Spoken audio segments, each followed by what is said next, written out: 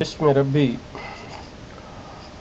عزیز دوستو، میری ایک ویڈیو جو مرزا صاحب کی تحریر براہین احمدیہ سے خضوع اور خشوع کے بارے میں تھی، اور میرے نزدیک وہ تحریر ادبی لحاظ سے اور کسی بھی ایسے جسے حسن تحریر کہا جائے اس کے زمرے میں نہیں آتی تھی، بلکہ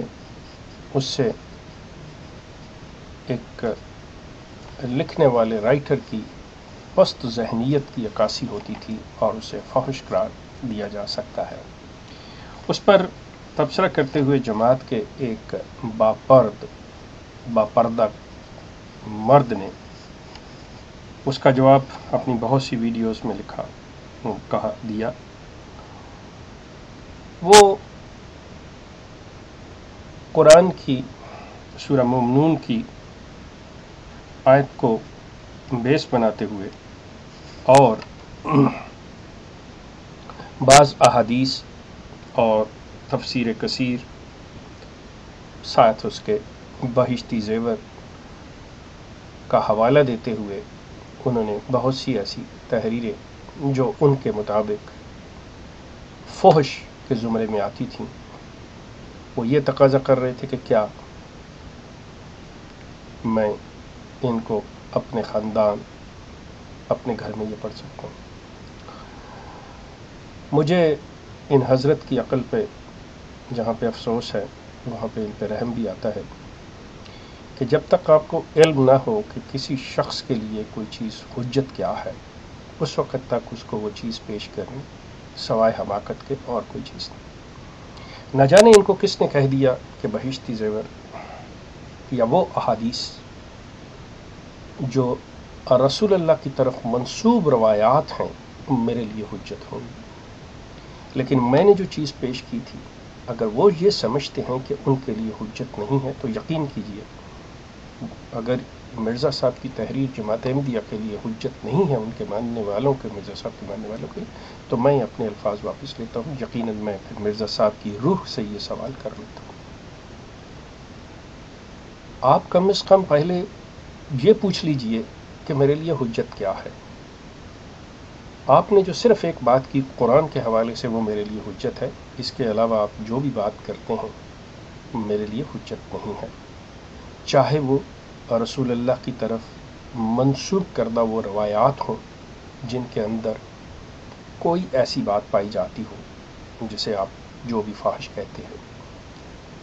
یا کسی اور عالم کی، کسی مفکر کی، کسی صاحب علم کی تحریر ہو، میرے لیے وہ حجت نہیں ہے۔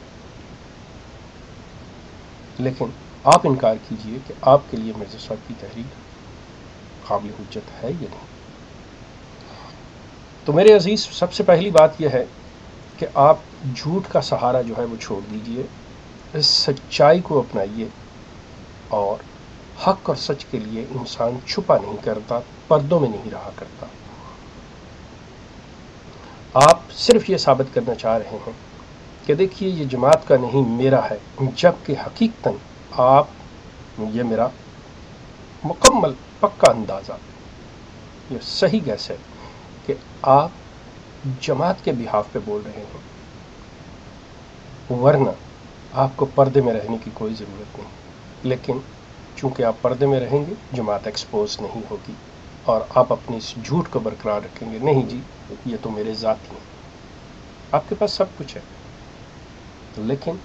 جماعت احمدیہ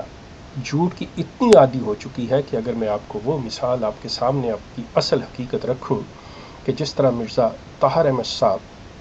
جھوٹ بولتے رہے، اور مزے کی بات ہے کہ انہوں نے ایک دو نہیں، لاکھوں نہیں، کروڑوں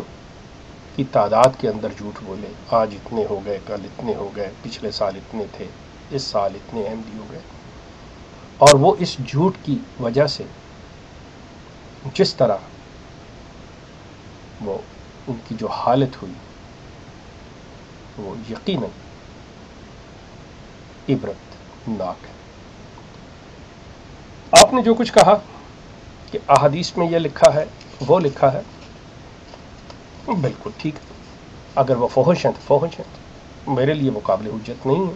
بالکل صحیح بات ہے۔ آپ سوال ہے اسی طرح اسی جرت کا مظاہرہ کرتے ہوئے آپ یہ کہیں کہ مرزا صاحب نے یہ جو لکھا ہے غلط لکھا ہے، قابل شرم ہے یہ بات، اور آپ کنڈیم کرتے ہیں مرزا صاحب کہ مرزا صاحب کو یہ نہیں لکھنا چاہیے، لیکن آپ نے تو ایک اور چیز کہہ دی، آپ نے تو یہاں تک یہ بات کہہ دی کہ دیکھیں جی، ضروری نہیں ہے کہ مرزا صاحب کی جو تمام تحریریں ہیں وہ ساری عام احمدیوں کے لیے ہوں، بلکہ مرزا صاحب کی بعض تحریریں ایک خاص طبقہ کے لیے ہیں۔ تو میرے دوست، کیا یہ ممکن نہیں کہ جماعت کے اندر آج تک کوئی ایسا عالم نہیں گزرا جو مرزا صاحب کی تحریروں کو کلاسیفائی کر سکتا کہ دیکھو عام احمدیوں، یہ آپ کی سمجھ سے بالا ہیں اور یہ آپ کے لیے نہیں ہیں، یہ طبقہ خاص کے لیے ہے؟ جس طرح کہ آپ اپنے جلسوں میں حلقہ خاص بناتے ہیں جہاں پہ کرسیاں رکھتے ہیں، اور وہ بیچارے لوگ جن کے چندوں پر مرزا خاندان پلتا ہے، وہ زمین پہ بیٹھا، مٹی میں بیٹھا ہوتا ہے۔ تو اسی طرح آپ ان کو یہ کلاسیفائی اگر کر دیں، یہ آپ کے بقول، جیسا کہ آپ نے خود فرمایا آپ نے ان چیزوں کے اندر کہ مرزا صاحب کی تمام تحریریں تمام احمدیوں کے لیے نہیں ہیں، بلکہ بعض تحریریں خاص طبقہ کے لیے۔ میرے دوست، میں آپ سے صرف ایک سوال کروں گا۔ میں نے آپ کو مرزا صاحب کے قلم سے لکھی ہوئی تحریر کو کہا کہ یہ فحش ہے، اس میں کوئی حسن بیان نہیں ہے، یہ شرفاء کے پڑھنے کے قابل نہیں ہے۔ آپ مجھے منسوب کردہ روایات کی بات نہ کریں میرے ساتھ۔ آپ نے جو قرآن کی آیات کو کوٹ کیا، اس میں کوئی ایسی مجھے فحاشی بتا دیں گے، اور اگر آپ اسے فحاشی کہتے ہیں تو دو بار غور کیجیے گا، سوچیے گا اس جسارت پر جو آپ کر رہے ہیں۔ میرا آپ سے یہ سوال ہے کہ آپ مجھے رسول اللہ کی زبان سے مصدقہ، جس کی تصدیق قرآن سے ہوتی ہو، کوئی ایک ایسی بات بتا دیں جو اس طرح کی نازیبا ہو۔ یقیناً یقین کیجئے آپ کی عمر گزر جائے گی، آپ ایک لفظ نہیں لا سکیں گے، لیکن مرزا صاحب جو آپ کے نبی ہیں، ان کی 82 کتابوں کے اندر 75% سوائے گند کے اور سوائے فحاشی کے اور سوائے فضولیات کے اور مقررات کے اور کچھ نہیں ہے۔ حتیٰ کہ انہیں نہ اپنی عزت کا خیال تھا، نہ دوسروں کی عزت کا خیال تھا، اور آپ نے جماعت کا وہ روایتی انداز اپناتے ہوئے کہ فوری طور پہ الزامی جواب دیا جائے کہ جہاں پہ مرزا صاحب پہ بات آئے گی تو آپ پھر نہ آؤ دیکھتے ہیں نہ تاؤ دیکھتے ہیں، آپ فوری طور پر اللہ اور اس کے رسول پر حملہ کرنا شروع کر دیتے ہیں کہ دیکھ لیں جی، اللہ نے قرآن میں یہ کہا، مرزا صاحب نے کہہ دیا تو کون سی قیامت آ گئی، دیکھیں اللہ کے رسول نے یہ کہا، یہ حدیثیں ہیں، تو انہوں نے کہا، اللہ کے رسول نے کہا تو مرزا صاحب نے کہہ دیا تو کیا قیامت آ گئی۔ میرے دوست، رسول اللہ کی طرف منسوب کردہ روایات میرے لیے حجت نہیں، اور نہ میں مانتا ہوں کہ یہ ان کی طرف سے ہیں، یہ ان کے الفاظ ہیں، میرے لیے کوئی حجت نہیں، اور وہ ایسی بات کہہ ہی نہیں سکتے جو باتیں آپ پیش کر رہے ہیں۔ اور قرآن کی ان آیات کو آپ نے پیش کیا ہے، اگر آپ کی عقل اتنی ہے تو مجھے افسوس ہے آپ کی عقل